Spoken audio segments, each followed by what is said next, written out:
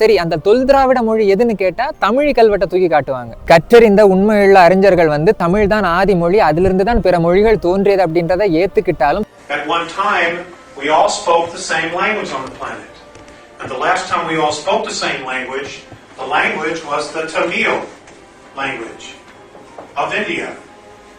That was the one language we all spoke.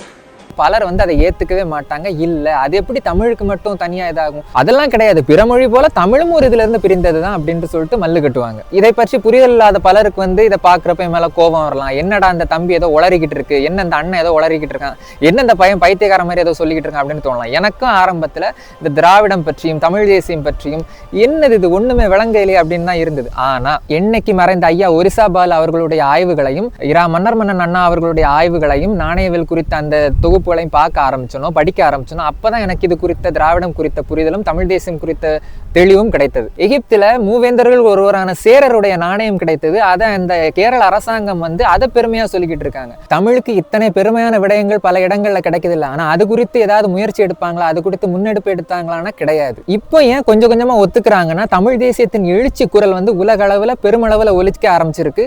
அதனால வேற வழி இல்லாம அதற்கேற்ற மாதிரி தன்னை தகவமைத்துக் கொள்வார்களே ஒழிய தன்னுடைய அடையாளத்தோடு என்னைக்குமே அவர்கள் வரமாட்டாங்க. இவர்கள் அத்தனை பேருமே தங்களுடைய அடையாளத்தை மறைத்து தமிழ் என்ற போர்வையில் உள்ளே வாழ்ந்துகிட்டு இருக்கிறவர்கள் தான். சமீபத்தில் நிறைய பதிவுகளை நீங்க பார்க்கலாம். தமிழ்நாட்டை விட்டு தாண்டி வெளியே போனா ஒவ்வொருத்தரும் தன்னுடைய சாதி பெருமையை போட்டு பீத்திப்பாங்க. ஆனா தமிழுக்குள்ள வரப்போ, தமிழ்நாட்டுக்குள்ள வரப்போ நம்ம எல்லாம் திராவிடர்கள் அப்படிம்பாங்க. தமிழ்நாடு சமத்துவ நாடுன்னு சில தோழர்கள் சொல்லலாம். உண்மைதான்பா, சமத்துவ நாடு. ஆனா அங்க சமத்துவம் பேசுற பல பேர் வந்து ஆட்டுத்தோல் பொத்திய நரி. இந்த வரலாற்று உண்மையெல்லாம் நம்ம சொன்னா நம்மை அவர்கள் சொல்வது இனவெறியர்கள் என்றும் பிரிவினைவாதிகள் என்றும். தமிழர்களுக்கு வேண்டுகோள், தமிழ் குறித்தும் திராவிடம் குறித்தும் உண்டான புரிதலை வளர்த்துக் கொள்ளுங்கள். அண்ணன் மன்னர் மன்னன் சொன்னது, ஐயா ஒரிசா பாலு சொன்னது, இது எல்லாத்தையும் பாருங்க, உங்களுக்கு பல தெளிவு கிடைக்கும். நிறைய காணொலிகளை இவங்களே தூக்கி இருக்கிறாங்க. காரணம், தமிழனுக்கு அறிவு போய் சேர்ந்துடக்கூடாது, தமிழனுடைய வரலாறு தமிழன் கிட்ட போய் சேர்ந்துடக்கூடாது அப்படின்னு. ஒரு தமிழன் 7 வருடமாக தமிழரின் இரும்பு நாகரிகத்தை குறித்து கத்துக்கொண்டு இருக்கிறான். அப்பெல்லாம் ஏத்துக்காம எவனோ ஒரு வெளிநாட்டுக்கார சொன்னதுக்கு அப்புறமாட்டா அதுல பெருமை கிடைக்கிறதுக்காக இனிஷியல் போட்டுப்பாங்கன்னா இதுக்கு பேர் என்ன நான் சொல்லி தெரிய வேண்டியதில்லை. உண்மையான தமிழின தலைவன் துரோகத்தால் வீழ்த்தப்பட்டதும்